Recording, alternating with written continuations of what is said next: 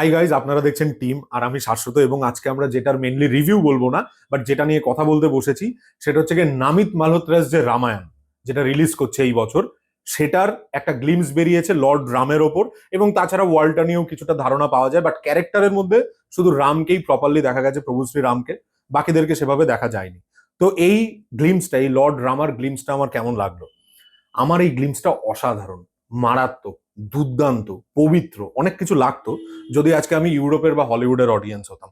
মানে এই গ্লিমসটা দেখে অনেস্টলি বলতে গেলে একটা জিনিস সিরিয়াসলি মনে হয়, যেন এটা হলিউডকে টার্গেট করে এবং ওয়ার্ল্ড ওয়াইড যে অডিয়েন্সটা সেটাকে টার্গেট করে বেশি বানানো হয়েছে। অর্থাৎ তারা যদি দেখে তাদের আরো বেশি ভালো লাগে। বাট তাই বলে কি আমার ভালো লাগেনি? আমার অনেক জিনিস খুব ভালো লেগেছে, আবার কিছু কিছু জিনিস আমার সিরিয়াসলি খুব একটা ওয়ার্ক করেনি। কোন জিনিসগুলো ভালো লেগেছে?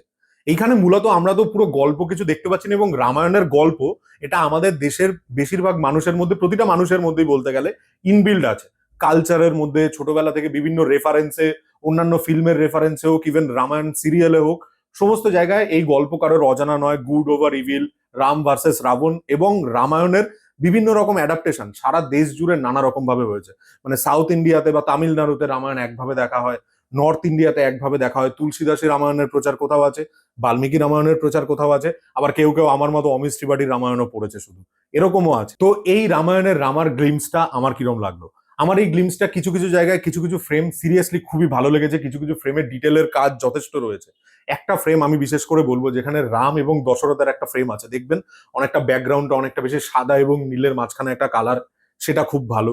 ইয়াসের যে ফ্রেমটাতে ইয়াসকে দেখা যায়নি, সে পেছন থেকে যাচ্ছে এবং পুষ্পক বিমানের মধ্যে উঠছে। পুষ্পক বিমানটাও খুব সুন্দর করে ডিজাইন করেছে। মানে এখানে ডিজাইনিং গুলো ভালো। আদিপুরুষ হচ্ছে না, দ্যাট ইজ ফর শিওর।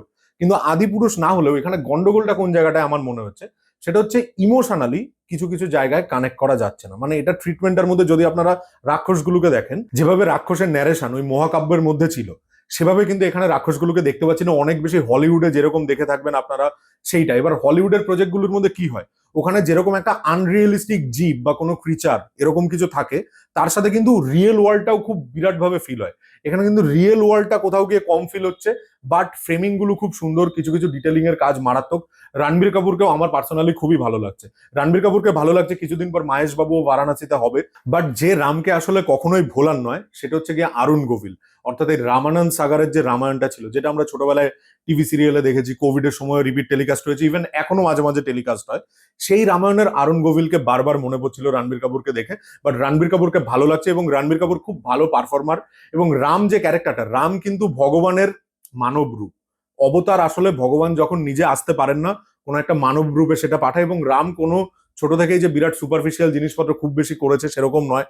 তো সেখানে রণবীর কাপুরের যে কাম কম্পোজ নেচারটা, আই হোপ সেটা এই ক্যারেক্টারটাকে আরো বেটার করে ফোটাতে পারবে, এটা আমার মনে হয়েছে। বাট তাহলে এই গ্লিমসটার ক্ষেত্রে আমার কোন জিনিসগুলো খুব একটা ওয়ার্ক করেনি?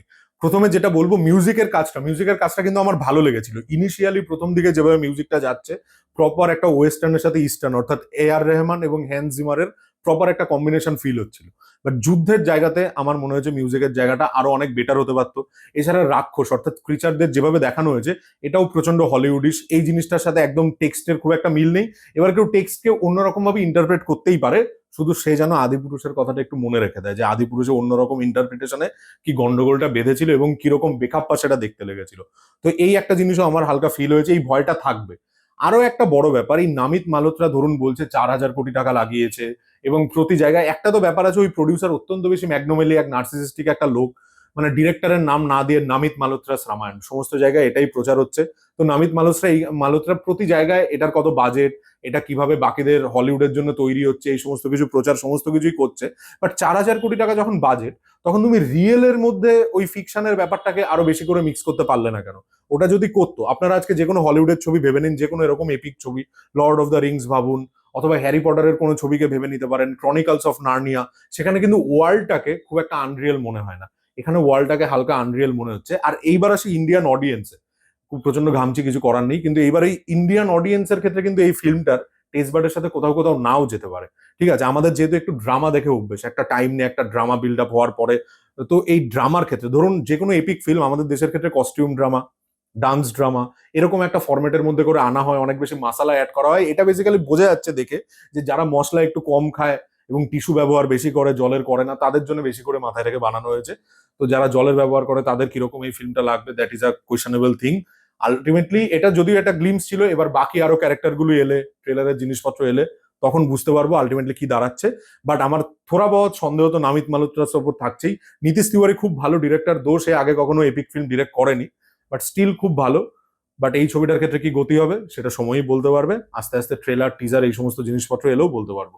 তো এই ছিল আমাদের আজকের ভিডিওটা ভালো লাগলে লাইক করবেন, শেয়ার করবেন, চ্যানেলটাকে সাবস্ক্রাইব করতে ভুলবেন না, এবং হাইপ বাটনটা থাকলে হাইপ বাটনটা একটু প্রেস করে দেবেন, আরো কিছু লোকের কাছে এই ভিডিওটা পৌঁছাতে পারবে।